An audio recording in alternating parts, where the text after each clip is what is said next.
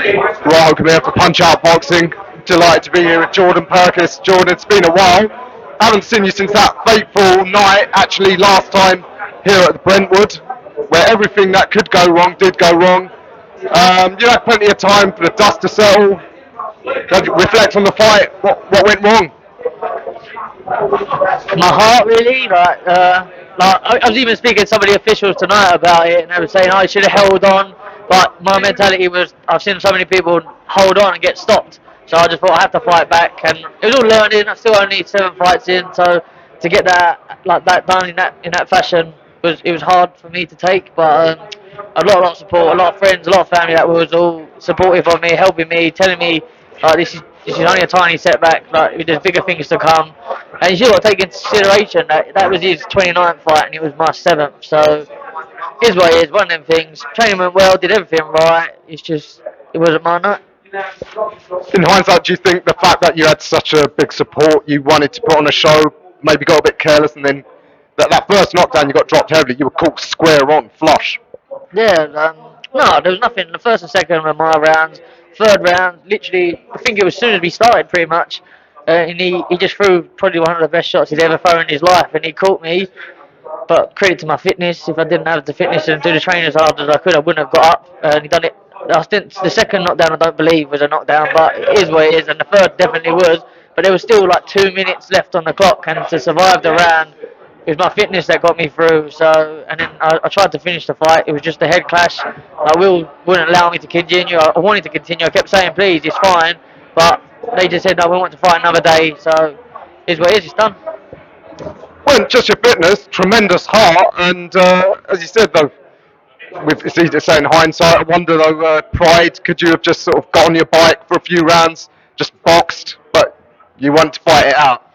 Yeah, see, it's hard, isn't it? Because the first and second rounds were easy, so I thought, oh, this is going to be fine. And then it wasn't until that shot that it changed everything. But then I still won the fourth round. I was still in there competitively. Will just said, don't go crazy, just hold it back.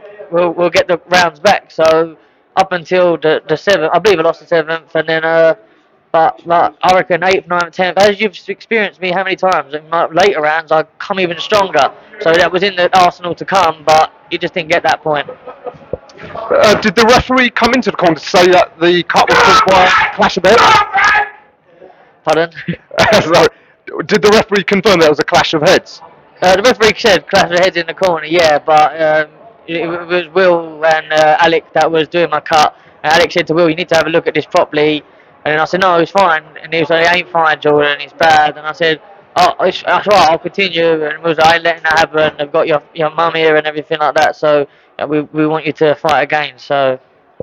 I mean, it's not significant as such, but we were thinking why the ringside doctor or the referee didn't call it, and then at least it would have gone to the scorecards. You probably wouldn't have won on, but it leave the door open, say, for a rematch because it's an inconclusive end. Yeah, of course, but listen, it doesn't matter to me. My plan was to go to Superfly after that fight anyway, because I made the weight.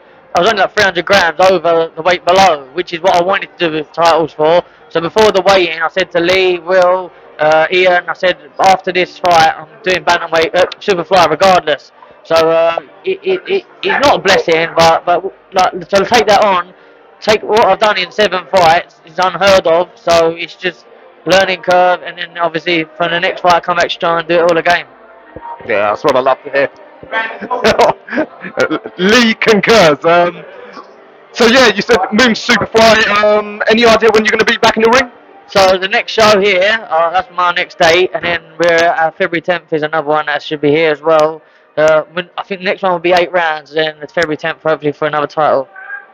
What now you've had a taste of the titles? I'm sure you want to go at least at that level. Yeah, that's exactly it. But the fact that I've done all these rounds, I don't want to do anything. They say I'll do a 4 or a 6 rounder. For me, I don't want to do that. 8 is the minimum I'll do. I want to push on. I want to do 10s. I want to do 12s.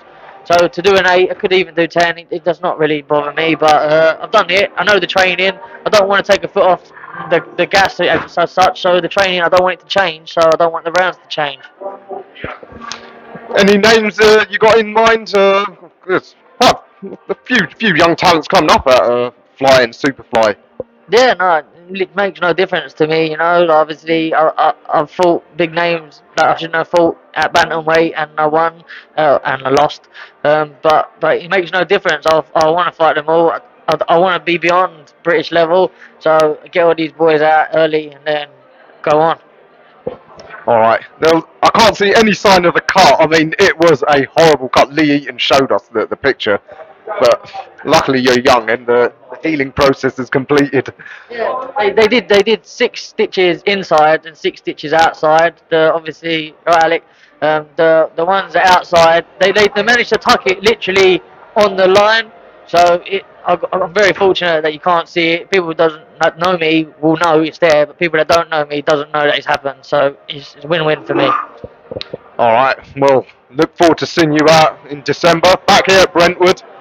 And yeah, that's in the past, the defeat. It's all looking on forward. Superflies, watch out. This man's gone his way.